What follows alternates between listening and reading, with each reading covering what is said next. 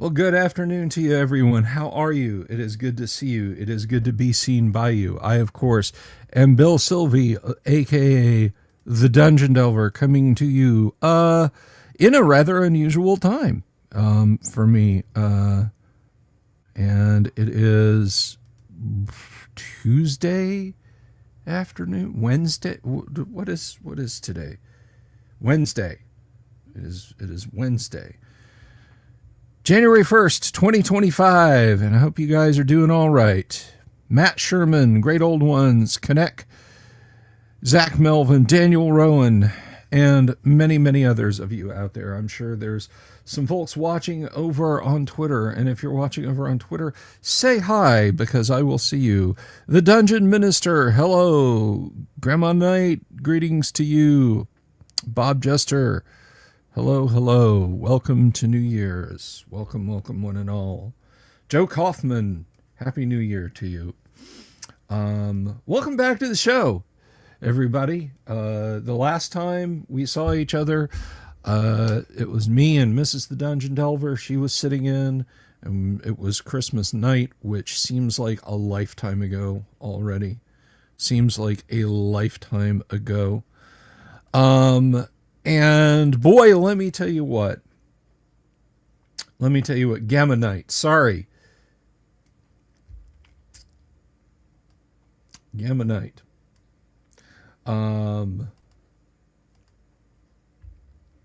So I'll tell you a funny story.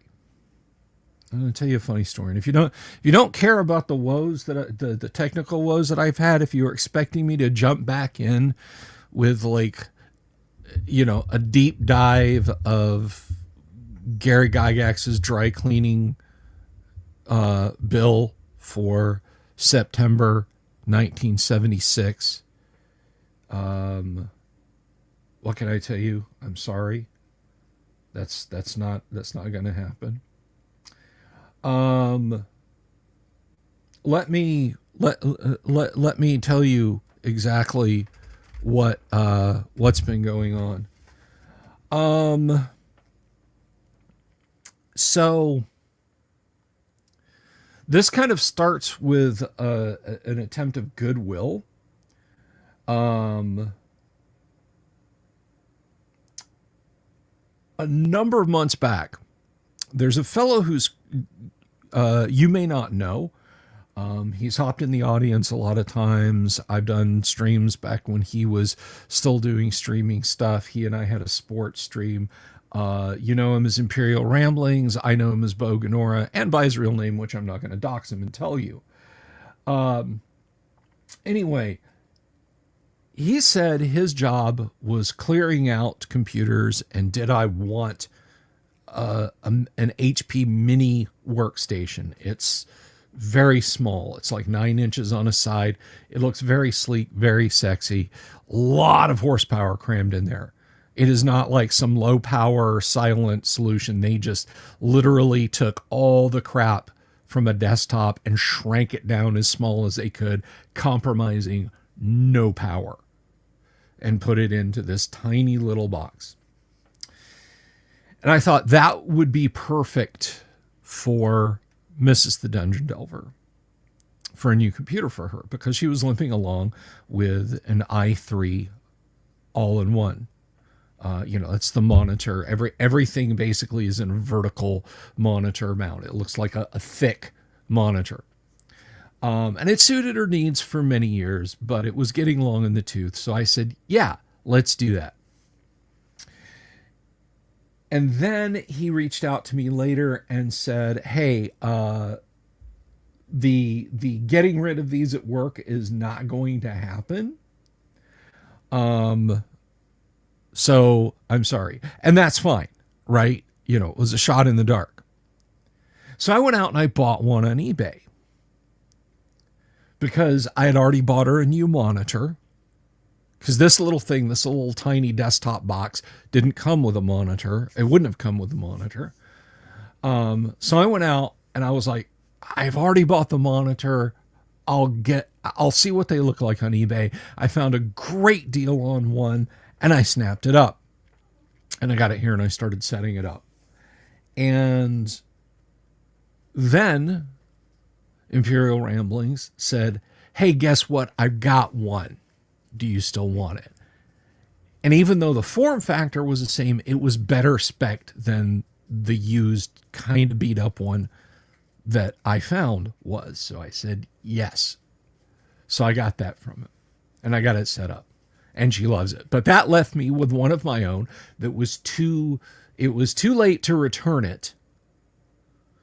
And I said, well, the hell with that.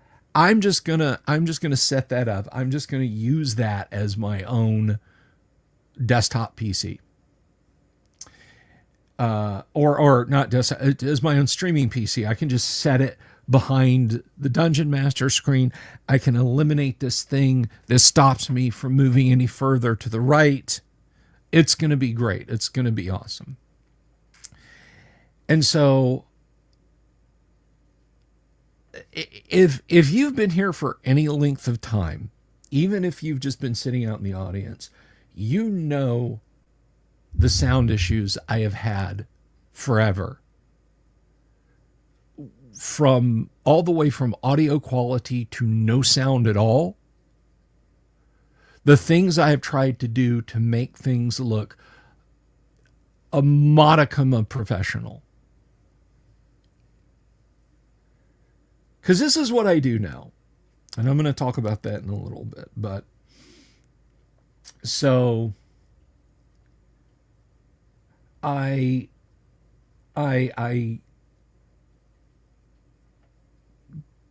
struggled with this. Imperial Ramblings got on the phone. He helped me. Or he tried to help me. And we were going along on the phone. Now, this is the important part. I had moved all the hardware over to the new system. My, I don't know if I can hold this up so you guys can see it. This thing here, this mixer board, which drives this microphone. And my my little Stream Deck, which does all the hotkey functions. I'm sorry to step on you, Dungeon Minister. I apologize. Have a good live stream though.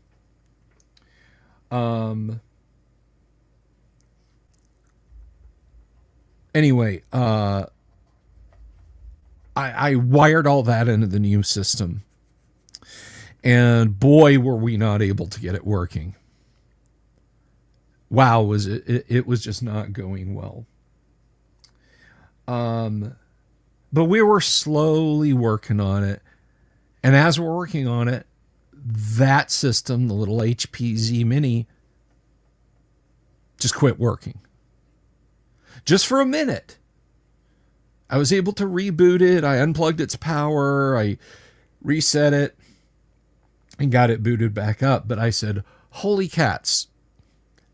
If this thing is not 100% bulletproof, reliable, will not just randomly crash, so on and etc., I can't, like, you know, I get one of you guys or somebody else on the live stream, and there is no question of, you know, what would happen if that thing crashed in the middle of the stream.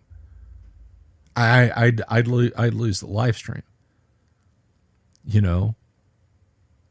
So I said, you know what, dude, thank you for your help. I'm going to set this aside. I'll mess with it later, but I'm just going to go back to my streaming PC. So I brought everything over and I plugged everything back in, and nothing worked. Nothing worked. I didn't uninstall any software. All I did was unplug my XLR and my microphone. But apparently that was enough to cause StreamYard, OBS, VB audio cable, and voice meter to all lose their minds. For 30 hours. 30 hours. I fought my audio setup. 30 hours. For about 5 or 6 of those hours at the end, Graph Paper Architect once again came to the rescue. The closest I was able to get to what I wanted, there was a horrible echoplex in my headphones. Like, even if I wasn't wearing them, if I had them sitting over here, you guys would be able to hear feedback through the microphone. So what Graph Paper Architect was able to figure out for me was, I can't hear the videos I play, like my opening and closing credits, and if I drop a funny video in, I won't be able to hear that. You guys will be able to hear that. Guests that I have on the live stream will be able to hear that. I can't monitor that at all. But you guys can hear the opening and closing credits music. I can hear guests. My guests can hear me. My audience can hear me. My audience can hear my guests. My audience can hear credits and other media clips that I add in. And my guests can hear credits and other media clips that I can add in. But I can't. But to be 100% honest, that's as close as I can get it. That's as close as I can get it. So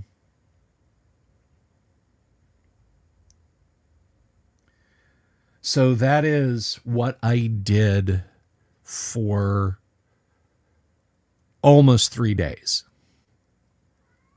Was fight with 2 separate computers and audio problems. That was my New Year's fun. My college team lost their bowl game, and I almost lost my streaming system. And you know what pisses me off the most? Do you know what? Do you know what makes me the saddest? There's people who have literally millions with an M of subscribers, and all they use is an iPhone or a nice Android phone. They just put it on a little selfie clamp and they walk around and they talk about things. And I have the equivalent of a small TV studio and I couldn't make it work.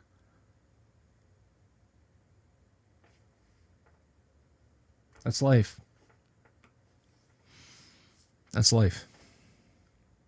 But the fact that I'm able to do anything at all with this is largely in part thanks to Graph Paper Architect.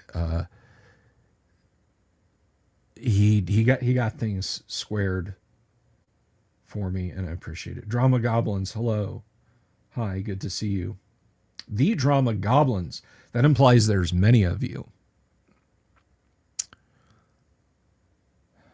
So that's how I spent my Christmas vacation. Oh, no, that's not how I spent my Christmas vacation. I spent my Christmas vacation losing about 30 subscribers. That was fun. That was fun. Waking up and seeing that, you know.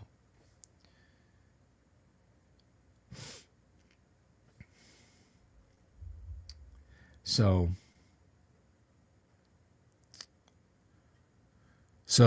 like and subscribe, please. Like and subscribe. 2025. What's ahead in 2025?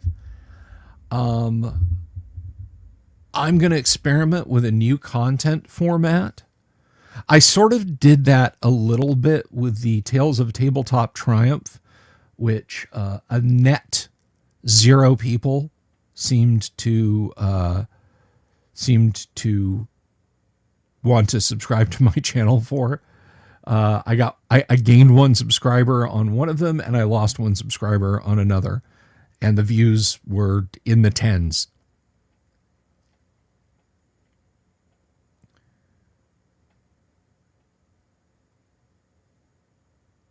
Oh, okay, Drama Goblins. I gotcha. I gotcha. That's very cool.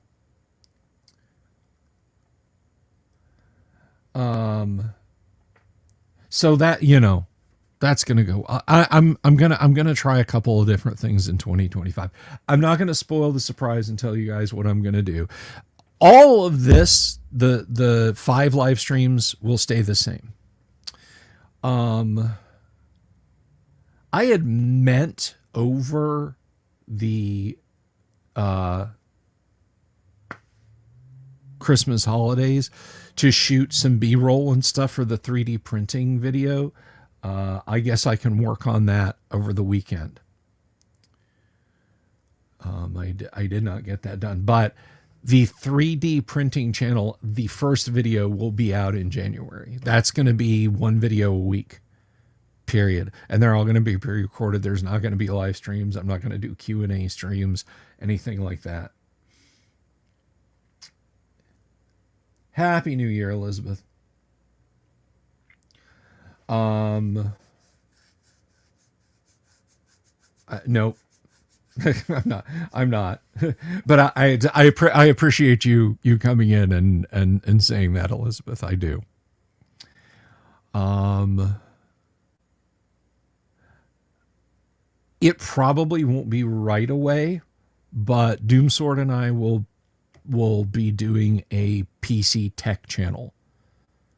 That is a thing that's going to happen. Doomsword and I will be doing a PC tech channel.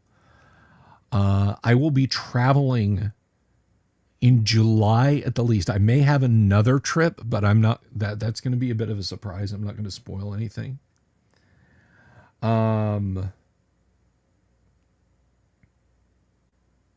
Robert Phillips, Happy New Year to you.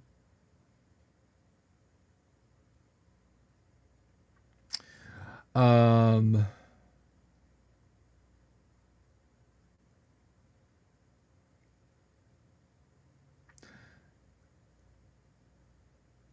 I will be returning to tabletop news. Wizards of the Coast malfeasance, interesting newsy bits as they happen week to week. I got to feed the algorithm.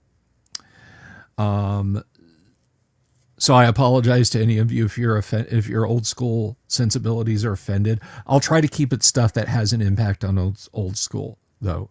I'm not going to talk. Oh, but Wizards of the Coast just released a new pack of Magic the Gathering. That's got people interested. Wizards of the Coast releases a new pack of Magic the Gathering that's based on old school D&D modules. That I'll talk about.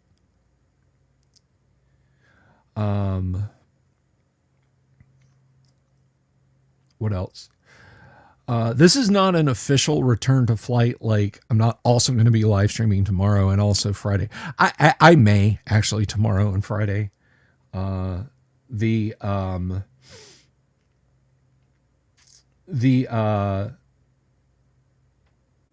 it's still up in the air whether or not we'll be playing Gamma World on Friday for you guys, but we'll see.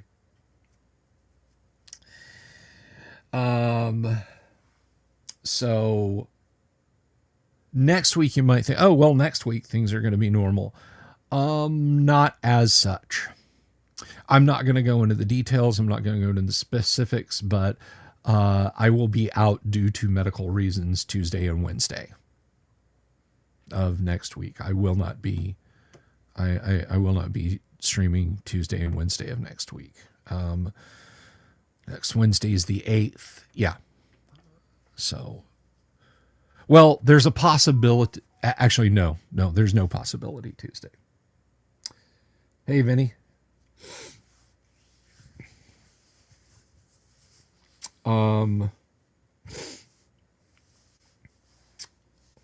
But the content creation will roll on.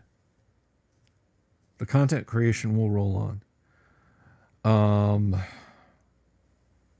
Am I receiving the super soldier serum? No. No.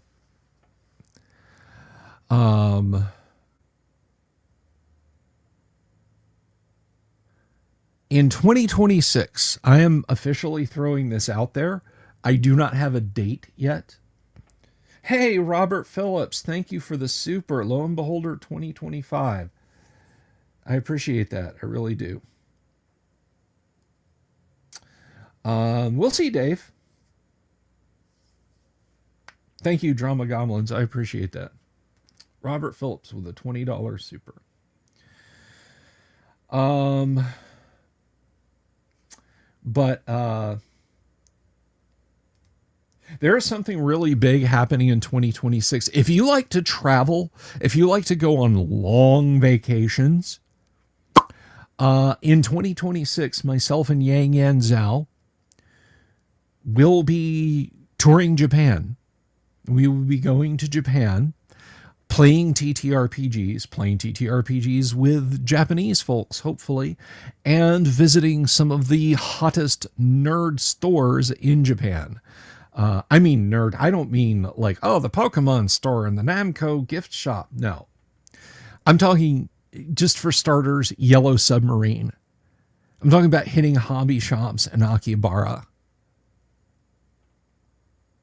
All right. It's going to be really cool. And we're opening this tour up. I don't have prices. I don't have dates. We don't even have an agenda yet or a schedule. But if we get enough people, we're going to go be the beasts in the East for 2 weeks. And we're going to extend this out to people. And when I have prices and dates fixed, Yang will be on the show and we will talk about it and we will lay it out, and it'll be your opportunity to, if you have the means, to join us. A coworker just got back from Japan during Christmas. Her sister lives there now. Very cool. So it's going to be kind of a huge thing. That's kind of a soft announcement. No official announcements yet. So I'm excited about that. Happy New Year, Drama Goblin. I appreciate it.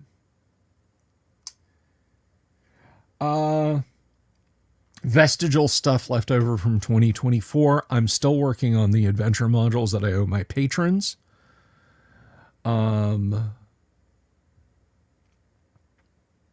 The gifts, we did gift drawings. We did 2 gift drawings on 2 separate weeks in December, and then 2 gift drawings Christmas night. Myself and Mrs. the Dungeon Delver did some Christmas drawings. We gave away gifts, mini Pac-Man machine, exactly like that one behind, exactly like that one right there.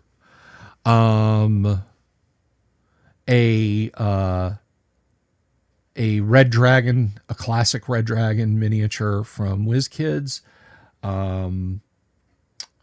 The Heroic Feast or Heroes Feast D&D cookbook, and a very cool Mobile Suit Gundam model.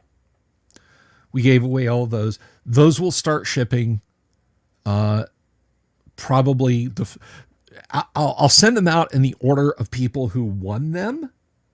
So the Pac-Man machine will go to the person that received the Pac-Man machine, then the dragon, then the Gundam model, then the cookbook. So you will get those. I am sorry that you didn't get them before Christmas, but there we go. So those will be going out. I have some other stuff which doesn't really relate to you guys to also ship out. I'm looking at both of them right now. Actually, I've got a motherboard, RAM, and CPU to send to a friend of mine in Washington State, and then I've got a mini PC to send to one of you that's out in the audience right now. You know who you are.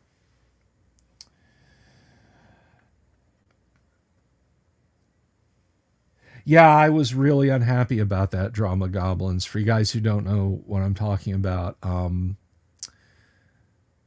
I asked for a Macross Valkyrie, which those are the F-14s that transform.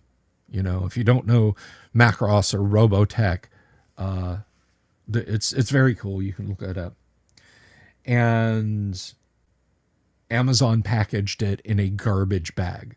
Part of the appeal of Japanese model kits is displaying the box. Their boxes are gorgeous.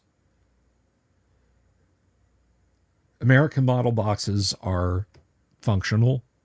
They have nice photos on them most of the time. The Japanese ones tend to be works of art, and Amazon absolutely, completely improperly packaged this thing, and they wrecked it.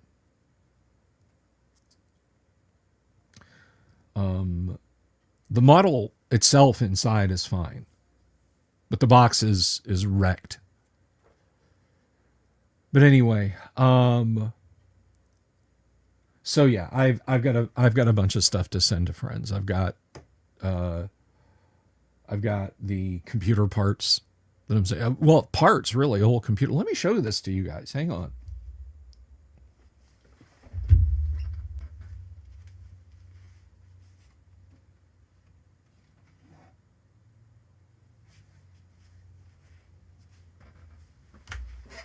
This is the mini PC. I'm sending this to Elizabeth.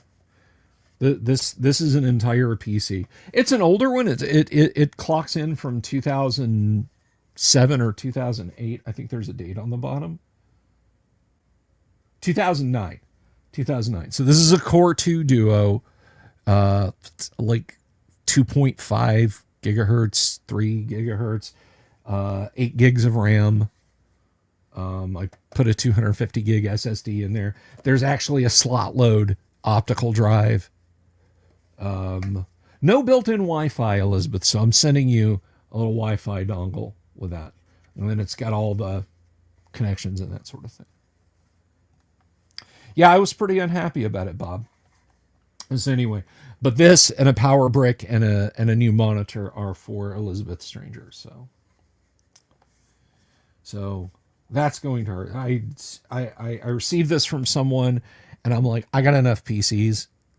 This is the perfect small form factor. This will sit next to a monitor on a table, and it'll be awesome. It'll be awesome. So I hope she appreciates that. I'm gonna go put this back on the shelf.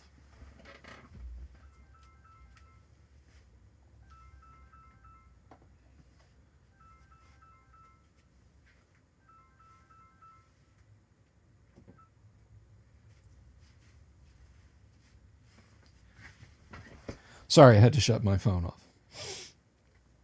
But anyway, oh,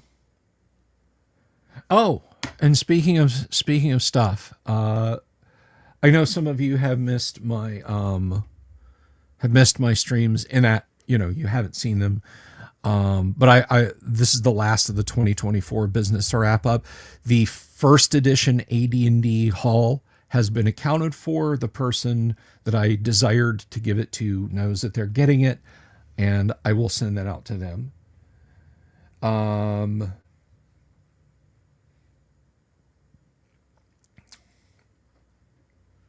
And also there was a small, and by small I mean a Dungeon Master's Guide, a Player's Handbook, and a box of encounter cards. It's enough to actually play a second edition AD&D game with, but they came with the first edition AD&D books, so I found a home for those. So all that stuff's going to get shipped out too. So all that's I'm going to have a busy January and probably February. Because I'm going to be finishing up modules and then getting started on the 2025 modules for patrons.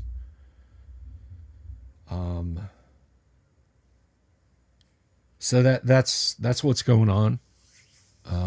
That's the last of the 2024 business, and the 2025 business as it approaches. All right, so we get into 2025 business because this brings nicely here. This is a good question from Margaret Phillips. Asks, any hopes for a Star Trek one shot for 2025? Yes. Just before Christmas, or was it just at?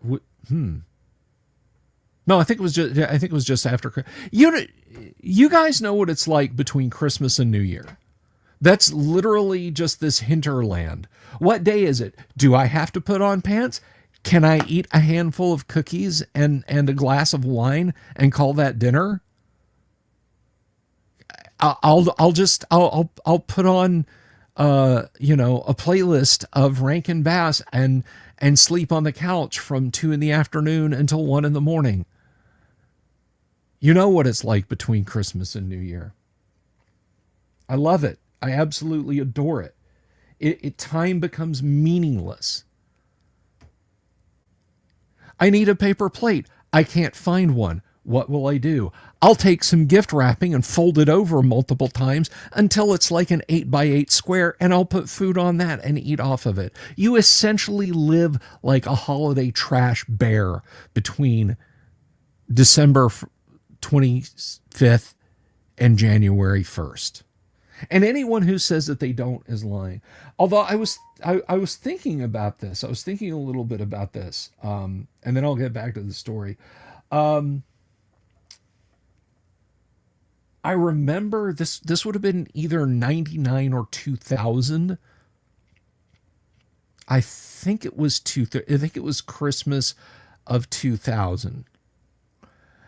And I had a job then. I had a job job then. And I went to work. Or I left work at lunchtime. We were proximate to shopping areas, and it was early in the month. And I went to Borders. You guys remember Borders books? And I got my dad a couple of Johnny Cash CDs. Cash had his American recordings going, his kind of twilight years of greatness, and it just like him, Rick Rubin, and an acoustic guitar. And occasionally he'd have some duos in, like he had Nick Cage did a duo with him, and Joe Strummer from The Clash did a duo with him. He did like a Bridge Over Troubled Water with Fiona Apple. Desperado, he did a duo with Don Henley. But mostly it was just him. But anyway, so I went out and I got him a couple of Johnny Cash CDs and a couple of other things, and I brought them back to my office and I put them in my drawer and I forgot them. And then my wife and I were like, "Oh yeah, we're going to go see your parents." I was like, I forget. No worries. The office is on the way.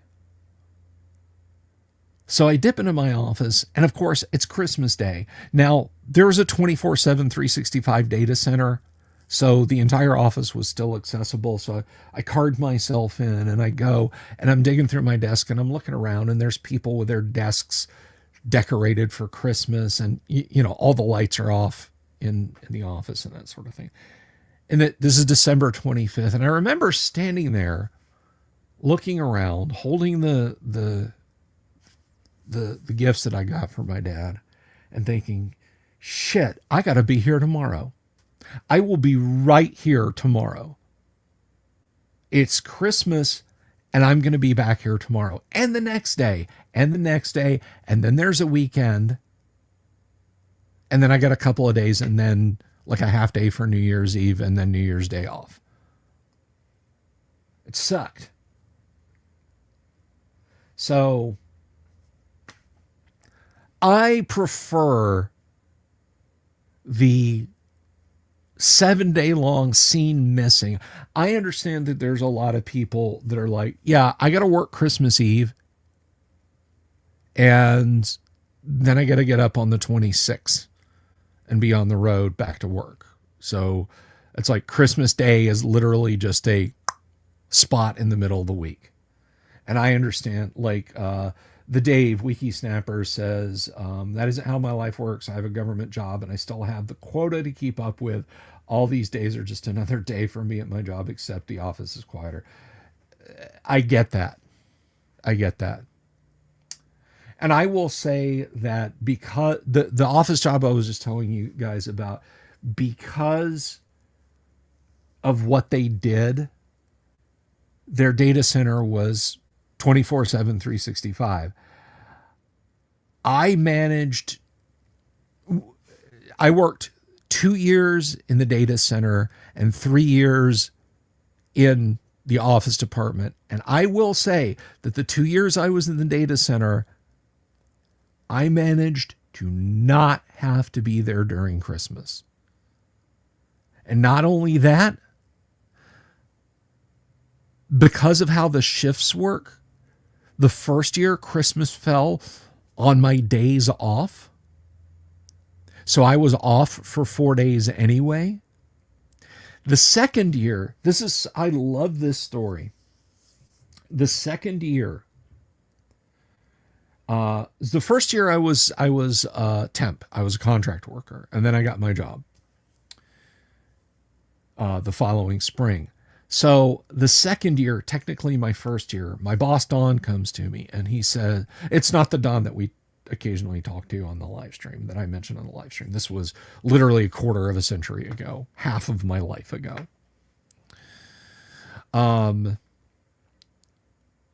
He rocks up to me and he's like, hey, Bill, you've accumulated some time off. Company doesn't want you to take that into the new year. What that means is the company doesn't want to pay you for days that you didn't work, or pay you your vacation days on top of the day. You get what I'm saying. So I said, well, let's look at the calendar. Now, I worked 3 on, 4 off, 4 on, 3 off, 12 hours a day, 7 p.m. or 7 a.m. to 7 p.m. Sunday to Tuesday and Sunday to Wednesday. After 4 days of 12-hour shifts, you needed those 4 days off. You needed that short week and then 4 days off. So we sit down and I look at the schedule for December. And I was like, okay, how many days have I got? You've got this many days. Okay, I was looking at December and I realized, now, if you're doing the math in your head, you're going to understand this means I only worked 2 weeks out of the month. I only worked 2 weeks out of the month. So that December of 99, I looked at the days that I had accumulated off and I looked at the calendar. I placed all my days off in December. I worked 3 days in December. I worked 3 days in the first week of December and I disappeared. I literally did not come back until January the 3rd. That was nice. That was nice. I had a job job that paid actual big wages for the mid 1990s. I was not an executive. I was the lowliest grunt in data center production. And I got nearly a month off for Christmas. It was glorious, Daniel. And Mrs. the Dungeon Delver, whew, she was... Oh, I said that was Christmas 98. This was... I said that was Christmas 99. This was Christmas 98. But Mrs. the Dungeon Delver was not yet Mrs. the Dungeon Delver at that time. She was Mrs. the Dungeon Delver's fiance. And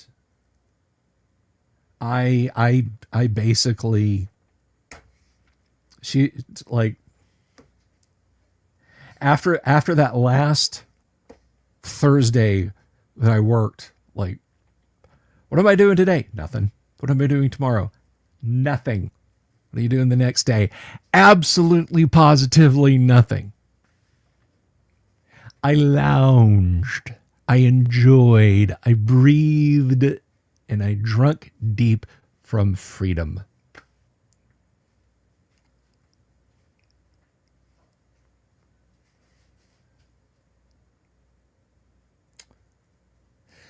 Robert Phillips says, Delver and the Phantom Toll Booth. What was a record store did I work at? I worked at Musicland.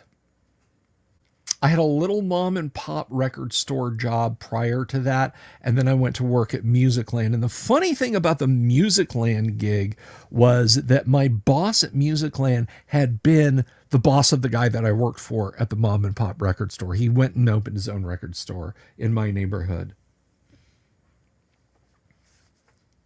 I love take her to a dinner party and introduce her around as, this is my ex. I brought my ex with me. GM Brando driving the bus. The wheels on the bus go round and round. Hail to the bus driver, man. But no, I worked at musical. Now you might think, yeah, you're married to your ex. Good luck with that. You might think that, okay, you worked in a Musicland, the most corporate of record stores.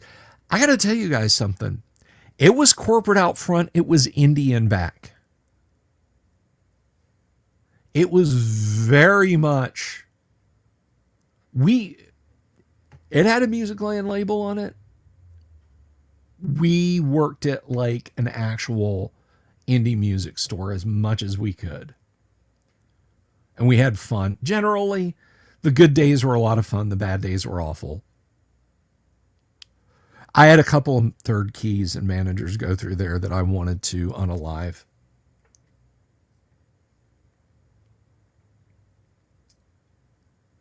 So, it was what it was. It was a kid's job that I kept too long. I should have been out of there by 92 at the latest. I held on till 95. I came in the Christmas of 89.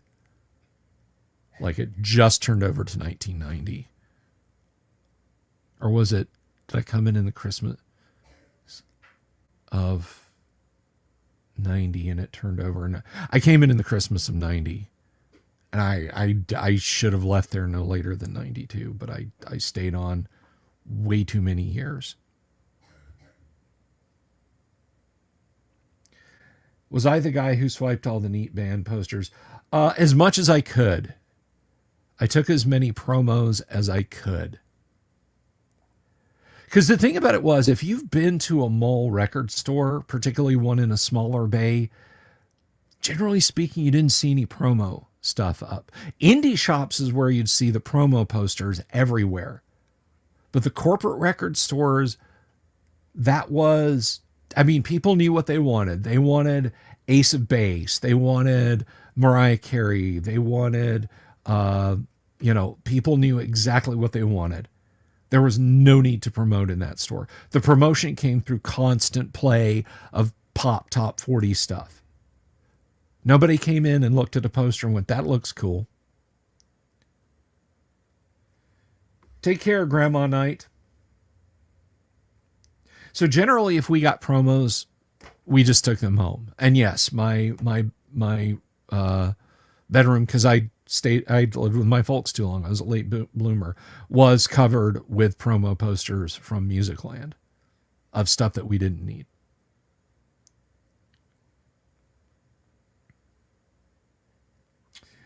I did it on purpose that time, Gamma Night. I looked down and saw Grandma and did it again accidentally. So you got two there. So yeah, I would steal the promo posters. Promo discs were harder to get. Promo discs were a lot harder to get. Like if I asked for promo material from a label, it would come addressed to me. And generally speaking, the bosses were just like, okay, whatever.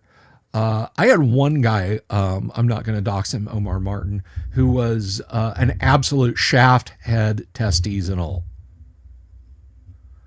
And I don't even remember what promo it was. I think it was a sampler from Wax Trax Records. We got it. It was addressed to me. And he was like, this is going, this is going back here with the other promos. I'm like, it's mine, Omar. He's like, that's store property. He just hated me and I hated him, and I still do. He's a guy I would slug in the face if I saw him on the street. Yes, Omar was a putz. But here's somebody who's not. Savo, Happy New Year to you. Savo, good to see you. Keeping spirits bright on Twitter all throughout the holidays with some absolutely sumptuous Feifel artwork. The library one sent me, Savo. You know, I'm gonna do this. I'm gonna share this with you guys. I want you guys to see. Yada yada yada. Let me bring this up here.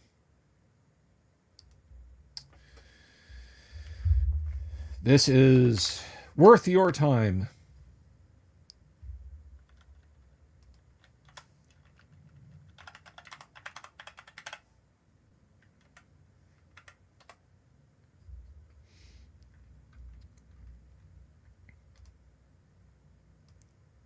This, hands down, may be my favorite Feifel work that you've done, Savo.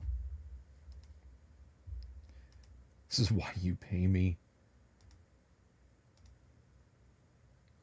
Savo, I hope you've thrown your hat in the ring for the heavy metal reboot.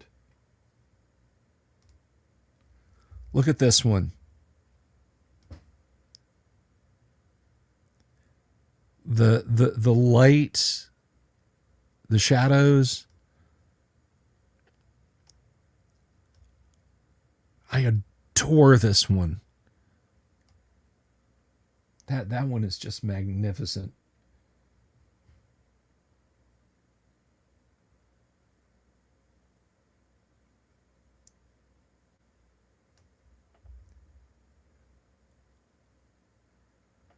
I almost feel bad about taking it down now, but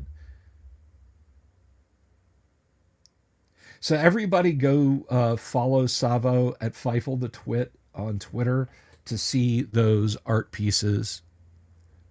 They are magnificent. And I follow the algorithm on Twitter works in a funny way. Savo and I follow each other on Twitter, and like, you know, I'll hop on Twitter and I'll see this like gush of people saying, "Oh my gosh, it's wonderful! Oh, it's so beautiful!" And I'm like, "Wait, what?" And then go over to his timeline, and there's a new piece, and it's there. But it's, yeah, Savo for heavy metal. That's what I say. But anyway,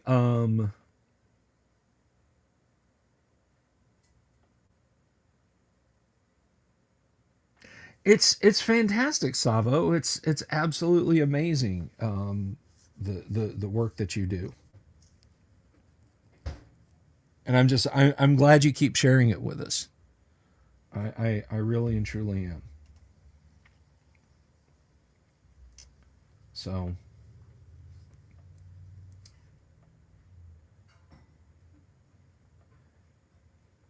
And hey, maybe all kidding aside, I can drag you onto the show one of these days. Do a live sketch for us? I'm just kidding. I'm not going to do that to you. So let me ask you guys something. I am using the magnetic. This is a metal pop filter that attaches magnetically to the mic. How does this sound versus the other one? I went all in on trying to change things up.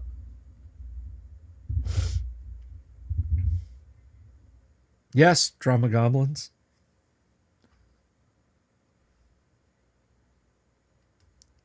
You guys all have to tell me how I sound on the mic.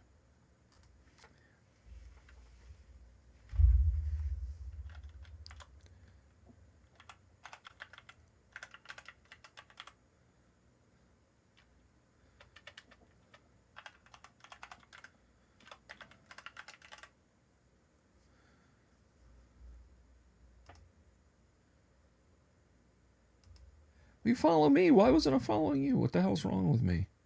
There, the drama goblin.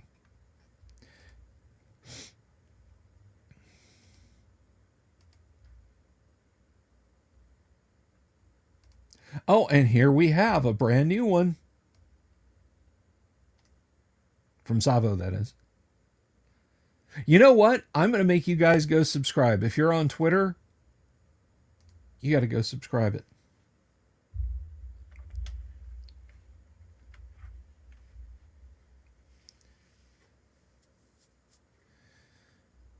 Ah, the hell with it. I'll share it with you guys because it's gorgeous.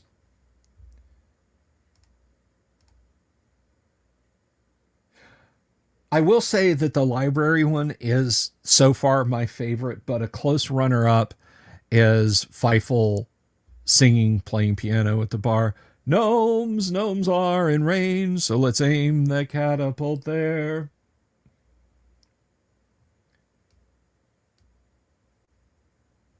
I quite like that one. See? D&D content. Amazing fantasy art.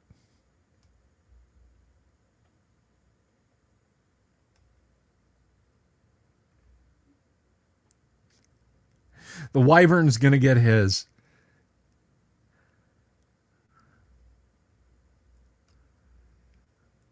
I love the faintly worried look on the wyvern's face, too. Like, uh-oh.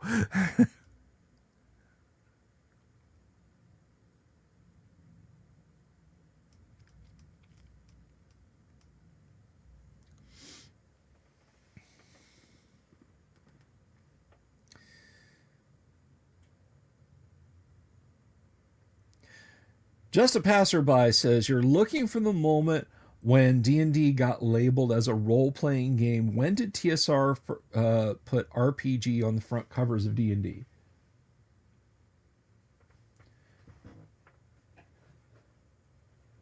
Well, let's see. Obviously, I don't have a wood grain set. So basic D&D says, basic D&D, original D&D says, rules for fantastic medieval campaigns, medieval war games campaigns, playable with paper and pencil and miniature figures. The spine says fantasy game rules. And that's all we really have. Whoops.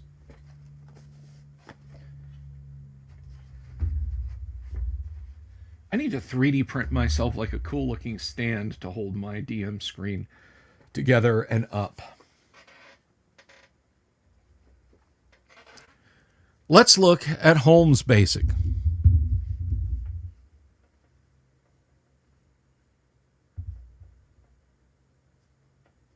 I think it's supposed to be a cow.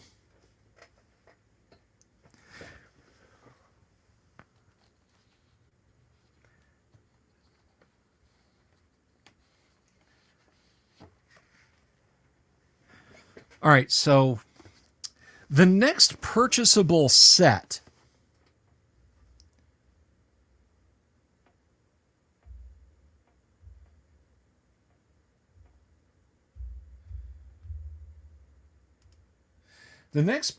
purchasable set. Now, I did a long post on Twitter about about Holmes Basic D&D. And I should point out, it did numbers. Not the kind of numbers my rant about tieflings did, but I'll do a video about that. So the cover, the box for Holmes Basic says, the original adult fantasy role-playing game for three or more players. And the spine says, D&D, the original fantasy role-playing game, gives you worlds of swords and sorcery adventure and allows your imagination free reign. And then it kind of goes on. The back says,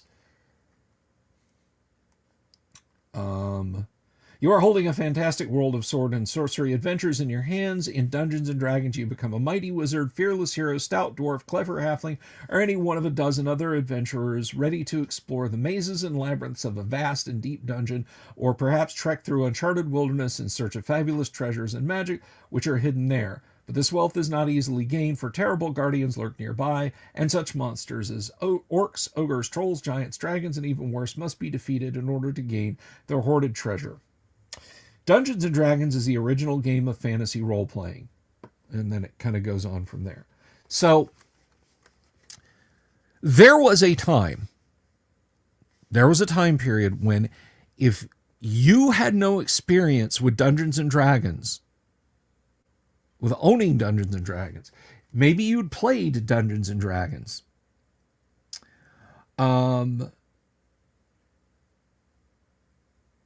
But you hadn't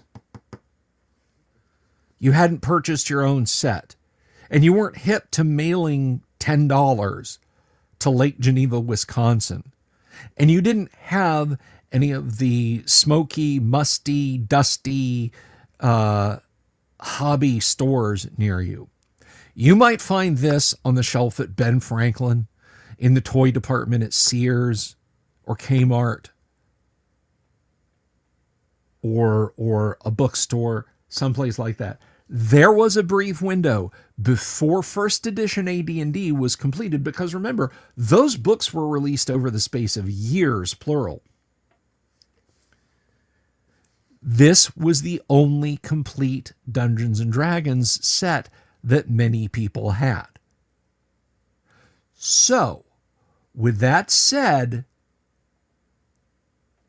this is the first time and place on a set of D&D rules, not a supplement, not a single booklet.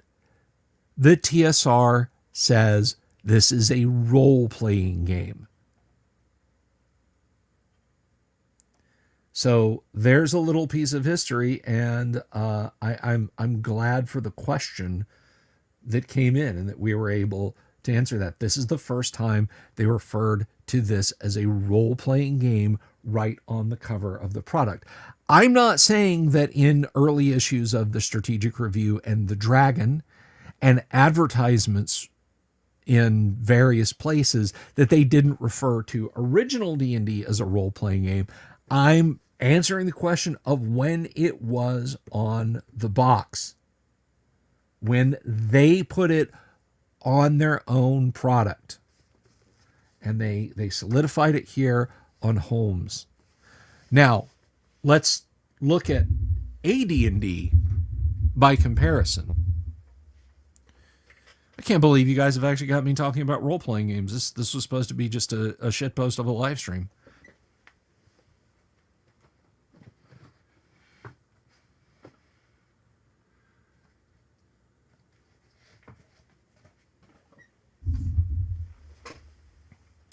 The first AD&D book to come out was the Monster Manual.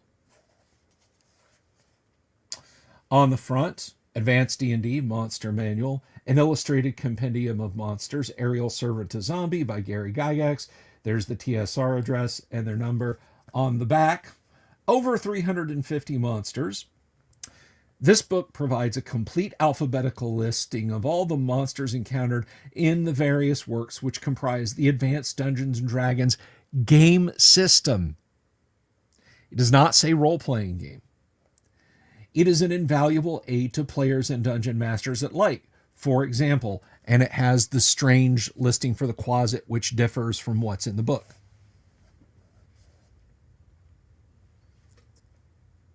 That's very cool. That is very cool, Orbital.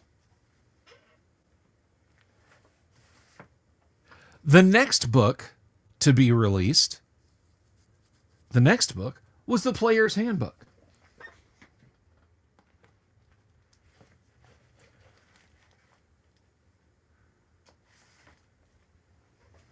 I have lots of those.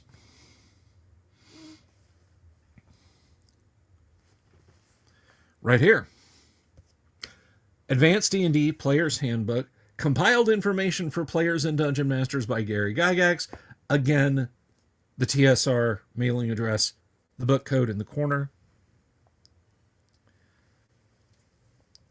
I saw that, Elizabeth, and I'm going to talk about that. I'm actually going to do a video about that probably tomorrow. No more searching through stacks of books and magazines to find out what you need to know. The Player's Handbook puts it all at your fingertips, including all recommended character classes, fighters, paladins, rangers, magic user, etc. Character races, dwarves, elves, gnomes, half-orcs, humans, etc. Character level statistics, equipment lists with costs, spell listings by level, and descriptions of effects, including many new spells. As a dungeon adventurer or dungeon master, you will find the contents of this book to be what you have been waiting for. All useful material is now compiled under one cover, especially for players. No mention of role-playing game.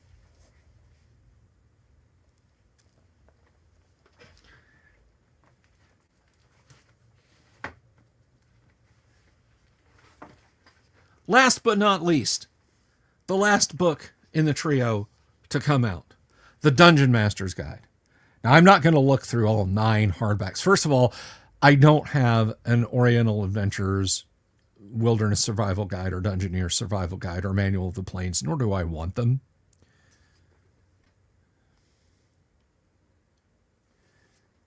Advanced D&D, Dungeon Master's Guide.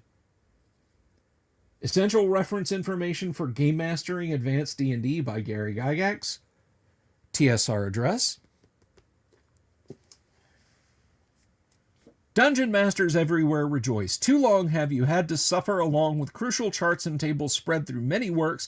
Too long have you had to use makeshift references trying to solve the problem. You now have a complete compilation of the most valuable material for your refereeing, the Dungeon Master's Guide. Herein you will find combat matrices and counter tables, monster attacks alphabetically listed, treasure and magic table descriptions, gem values by type, random wilderness terrain generation, random dungeon generation, suggestions on game mastering, and a whole lot more. It is an absolute must for every dungeon master.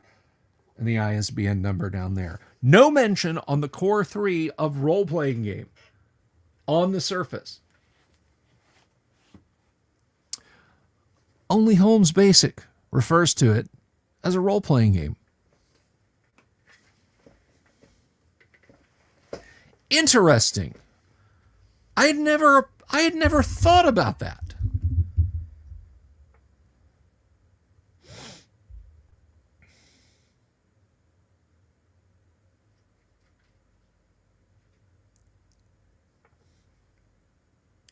So chronologically, if we follow the track of AD&D, at least in the beginning, and I consider Holmes Basic not just the basic for basic D&D, but it really is an introductory set for AD&D. It has multiple alignments. It references AD&D and AD&D's classes many times. Moldvay Basic extirpates them completely. It goes off and becomes its own thing. And that's not a criticism about Moldvay Basic.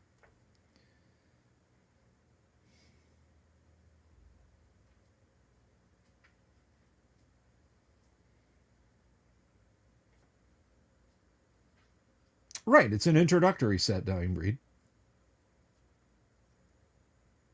Now, curiously, you'll note that a lot of AD&D modules start at 4th level. Consider that. Village of Hamlet doesn't, and Against the Cult of the Reptile God doesn't. U1 does not. L1 does not. But the A series does, and I'm sure there's others that start at 4th level. I always thought that was a clear indication that lots of people were starting with Holmes Basic, playing to 3rd level, and then turning around and jumping into AD&D as the Holmes rulebook suggested, but my characters are 4th level. They'll just tromp right over L1 or T1. Where to start them? Modules that start at 4th level. Now I'm agreeing with you. I'm agreeing with you, Dying Breed.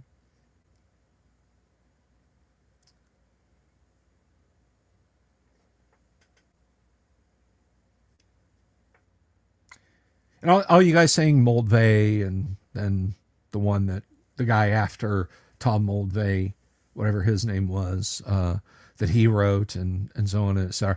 I know other ones did, but we were talking about the beginning, all the way back at the beginning. And the first one to do it was Moldvay Introductory. Is Rules Cyclopedia just a BECME compilation, and how much does it differ? It differs vastly from AD&D. I don't know how similar, how well it cleaves to BECME, but the Rules Cyclopedia, here's an example. The Rules Cyclopedia introduces I know it introduces bards or rather, I know it introduces monks and paladins, but it introduces them in a system similar to bards in that you cannot start as a monk or a paladin. You have to get up to some ungodly level as a fighter or as, I think, a cleric before you can shift over to those classes.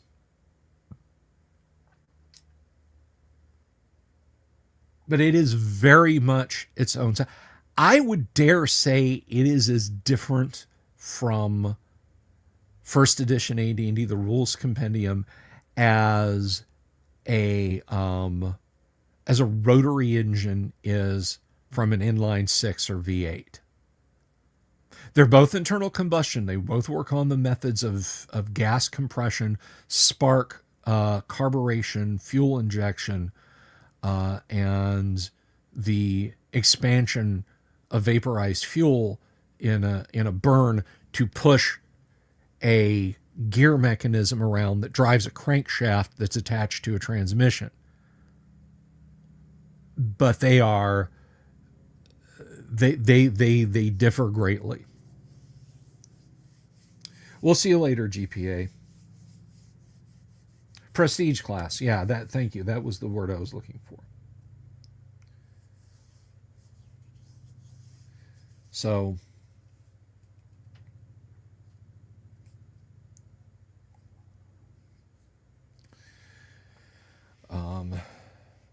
yeah, that's Drama Goblins. I bow to people who know their way around the Rules Compendium and BECME and so forth. I had and loved the Moldvay and Cook basic and expert sets, but really I have immersed myself completely into first edition AD&D. That is what I want.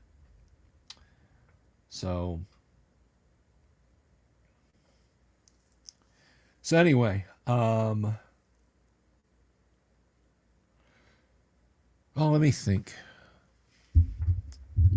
That really just about does it. I am going to be dropping a video tomorrow. We're going to start 2025 off with a bang. I'm going to hold forth on what is going on with the state of Wizards of the Coast. So keep an eye out for that video. I'll drop that tomorrow. But anyway, guys, be good to each other.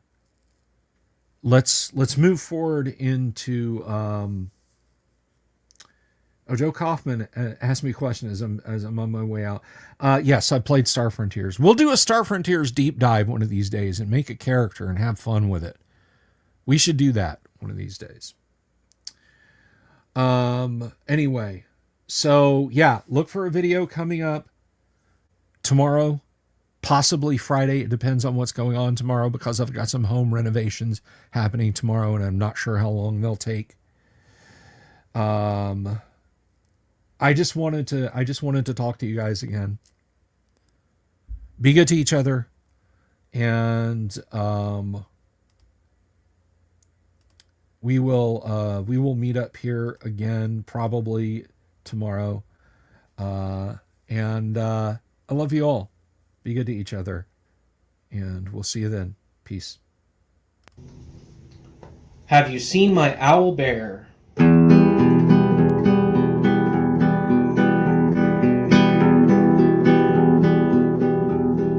Here's to all the weirdos everywhere in the woods and in the air. Have you seen my owl bear? Should I shave off all my hair?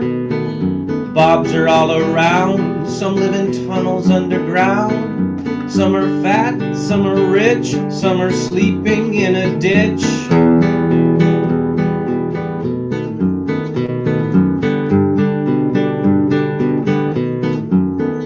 Can you ride a crooked horse without a saddle, way off course? Naked as a toad, all the way to Smoky Joe's. Have you seen the little creep driving fast in his little green Jeep? He smells like fish and brandy, but his rotten teeth look dandy. Take me to the show, I don't care if fast or slow. From action flicks to dancing dicks, just take